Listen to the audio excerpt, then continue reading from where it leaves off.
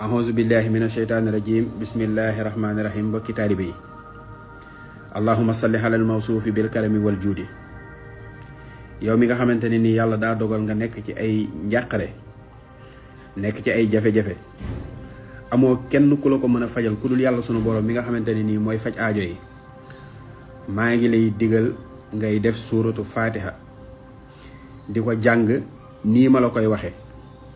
soo jullee suba ba noppi na nga ko def fanweeri yoon mooy 30 fois. nga julli tisbaar def ko 25 fois mooy ñaar fukki yoon ak juróom. nga julli tàkkusaan def ko 20 fois mooy ñaar fukki yoon. nga julli timis def ko 15 fois mooy fukki yoon ak juróom.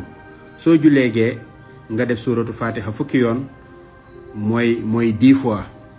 booleeg di ñaan sa soxla sunu borom mi nga xamante ne dara tawu ko dana la fajal say aajo incha allahu rabbi. yow mi nekk ci njàkkare yaa ko moom, yow mi bëgg sunu borom defal lay xéewali àddina ak yu àllaaxira yow yaa ko moom.